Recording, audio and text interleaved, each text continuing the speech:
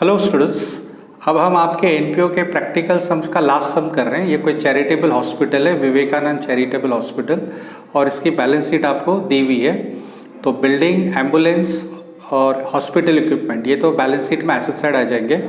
अगर इनमें कुछ परचेजेस हुई तो ऐड करना है, सेल हुई तो लेस करना है, और डिप्रिशिएशन है तो लेस करना है। स्टॉक ऑफ ड्रग्स ये वाला नहीं आएगा। लास्ट ईयर के एंड में हमारे पास 42,000 रुपीज़ का ड्रग्स था, स्टॉक ऑफ ड्रग्स था, तो ये नहीं लिखना है। अभी इस ईयर के एंड में जो स्टॉक ऑफ ड्रग्स होगा वो आपको लिखना है, ठीक है। कैश इन हैंड में भी यही है, ये लास्ट ईयर का कैश अकाउंट का क्लोजिंग बैलेंस है, ये आपको नहीं लिखना है। आपको करंट ईयर का कैश अकाउंट का क्लोजिंग बैलेंस लिखना है। आपका कैपिटल फंड है 11 लाख, तो ये बैलेंस शीट में लायबिलिटी साइड आएगा। बैंक लोन आपने आपकी लास्ट ईयर की बैलेंस शीट शो कर रही है कि आपने बैंक से 6,50,000 का लोन लिया है। अगर आपने रीपे किया होगा तो माइनस होगा, और पूरा अमाउंट पे कर दिया होगा तो नील होगा। लेकिन अगर कुछ नहीं किया, कुछ भी रीपे नहीं किया है, रीपे मतलब आपने बैंक लोन पे किया है, तो लेस हो जाएगा, अदरवाइज सेम इट इज आएगा। और एक और चीज़ दिखा रही है कि आपका ड्रग्स का पेमेंट, ड्रग्स के बिल का पेमेंट करना है आपको 50,000 रुपये, ठीक है। तो ये बड़ा अच्छा एडजस्टमेंट होने वाला है, स्टॉक ऑफ ड्रग्स और आउटस्टैंडिंग बिल फॉर ड्रग्स, तो ये देख लेना। तो अभी हम इसको पेमेंट साइड से स्टार्ट करते हैं। आपको देखिए पेमेंट साइड दिया है परचेज ऑफ ड्रग्स, तो आप इसको एक्सपेंडिचर्स में लिखेंगे क्योंकि ड्रग्स हॉस्पिटल के लिए एक्सपेंस है। हाँ, जो ड्रग्स का स्टॉक बच गया वो एसेट्स है। सैलरी टू स्टाफ एक्सपेंस है, ऑनोरियम टू डॉक्टर एक्सपेंस है, रिपेयर एंड मेंटेनेंस एक्सपेंस है, फर्नीचर हम बैलेंस शीट में लिखेंगे, जनरल एक्सपेंस है, और ये कैश अकाउंट का क्लोजिंग बैलेंस है। ये रिसिप्शन पेमेंट अकाउंट है, मतलब कैश अकाउंट है, और ये कैश अकाउंट का क्लोजिंग बैलेंस है, तो ये बैलेंस शीट में एसेट साइड आएगा। और ये कैश अकाउंट का ओपनिंग बैलेंस है, लास्ट ईयर की बैलेंस शीट में आप लिखते हैं, यहाँ नहीं लिखते हैं। सब्सक्रिप्शन आपके लिए इनकम है, तो आप इसको इनकम में लिखेंगे। लाइफ मेंबरशिप फीस, यहाँ पे एडजस्टमेंट में बोला है कि ये आपको कैपिटलाइज करना है, तो आप इसको कैपिटल में ऐड करेंगे। नेक्स्ट है हॉस्पिटल रिसिप्ट, ये रेवेन्यू है तो इनकम में आएगा, ठीक है। सो स्टार्ट करते हैं, पहले पेमेंट साइड से स्टार्ट करते हैं, ड्रग्स पे बात करते हैं। आपने 2 लाख रुपए की ड्रग्स का पेमेंट किया है, 2 लाख रुपए की ड्रग्स का पेमेंट किया, उसमें 40,000 लास्ट ईयर की बैलेंस शीट में था, आउटस्टैंडिंग था। तो मतलब आपने जो 2 लाख रुपए का पेमेंट किया उसमें 40,000 लास्ट ईयर के लिए पे किया है, क्लियर। सो आपने इस साल 1,60,000 रुपए का ड्रग्स परचेस किया। कैसे? एक्चुअली आपने केमिस्ट को या मेडिकल स्टोर जहाँ से आप ड्रग्स खरीदते हैं वहाँ पे आपने 2 लाख रुपए का पेमेंट किया है, बट 40,000 लास्ट ईयर का पेमेंट बाकी था। एक्चुअली लास्ट ईयर का 50,000 बाकी था, बट आपने 40,000 ही लास्ट ईयर के लिए पे किया है। इसका ये मतलब बनता है कि करंट ईयर में आपने 1,60,000 की ड्रग्स परचेस किए। तो ये एडजस्टमेंट देखते हैं कैसे करना है।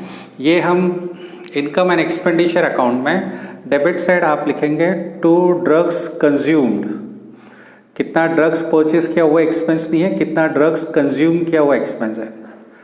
तो आप लिखेंगे ओपनिंग स्टॉक, ओपनिंग स्टॉक मतलब जो आपके पास पहले से ही था, 42,000 का स्टॉक आई थिंक आपके पास पहले से ही था। फिर अभी आप देखो पेमेंट में आपको दिखा रहा है कि आपने 1,60,000 का परचेस किया है। आपको पेमेंट में एक्चुअली 2 लाख दिख रहा है, लेकिन आपने परचेस 1,60,000 का किया है क्योंकि वो 2 लाख में 40,000 पिछले साल का आउटस्टैंडिंग था। तो टोटल हो गया आपका 2,02,000। 42,000 का ड्रग्स आपके पास पहले से था, अब आपने 1,60,000 का परचेस किया तो 2,02,000 हो गया। और इसके बाद इस बार एडजस्टमेंट नंबर फर्स्ट में मेंशन किया है, आपके पास 22,000 का स्टॉक ऑफ ड्रग्स बच गया, मतलब क्लोजिंग स्टॉक ड्रग्स का 22,000 है।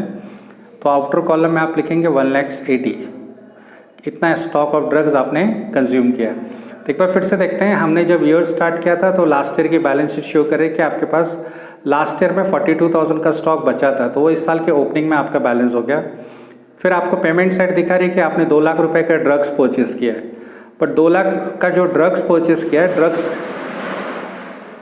ड्रग्स के लिए जो 2 लाख रुपए की पेमेंट हुई है उसमें 40,000 लास्ट ईयर आउटस्टैंडिंग था, वो आपने पे किया।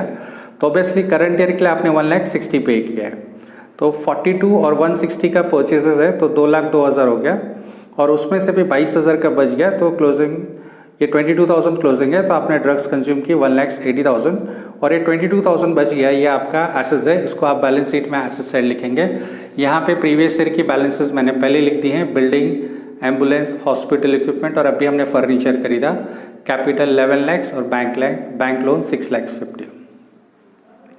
इसके बाद आते हैं यहाँ पे, अभी आपका हो गया आपका स्टॉक ऑफ ड्रग्स, ये आपको एडजस्टमेंट में दिया है कि आपके पास 22,000 का ड्रग्स बच गया। इसके बाद आपको पेमेंट साइड दिया है, salary to staff, honorarium to doctor, repair and maintenance, furniture, ये सब एक्सपेंसेस हैं, तो आप यहाँ पे लिख लीजिए।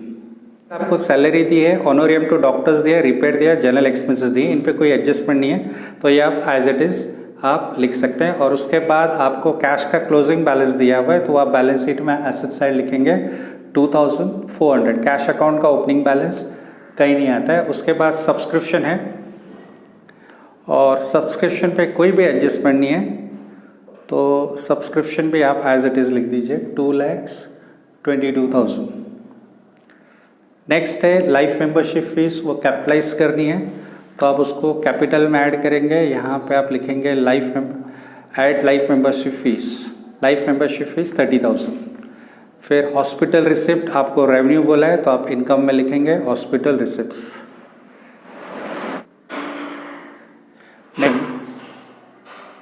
तो डेप्रिसिएशन पे कोई इश्यू नहीं होना चाहिए, तो डेप्रिसिएशन आपका बिल्डिंग का 5% और एम्बुलेंस का 30,000, तो 5% ऑफ 1,05,000 इज 5250। आउटर कॉलम में आएगा 99,750।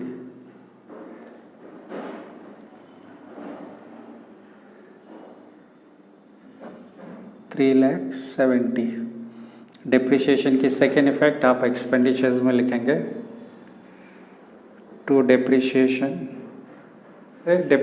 हो गया, आपका सम भी हो गया। ड्रग्स कंज्यूम, तो एक बार फिर से देखते हैं।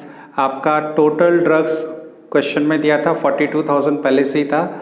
फिर आपको पेमेंट साइड दिया हुआ है कि आपने कुछ 2 लाख रुपए का ड्रग्स का पेमेंट किया है, जिसमें 40,000 लास्ट ईयर का, तो 1,60,000 आप यहाँ लिखेंगे, क्योंकि 2 लाख में से 40,000 लास्ट ईयर का पेमेंट था, मतलब करंट ईयर में आपने 1,60,000 का ड्रग्स परचेस किया। 42 पहले से था, 1,60,000 का परचेस किया, तो 2,02,000 हो गया और 22,000 बच गया, तो 1,80,000 का ड्रग्स कंज्यूम्ड हुआ है।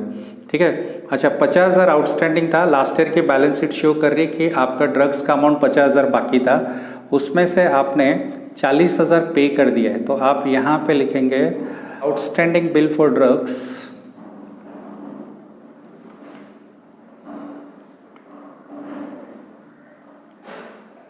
आउटस्टैंडिंग बिल फॉर ड्रग्स 50,000, उसके नीचे लिख दीजिए लेस पेड 10। ठीक है। उसके बाद टोटल करके ये हमारा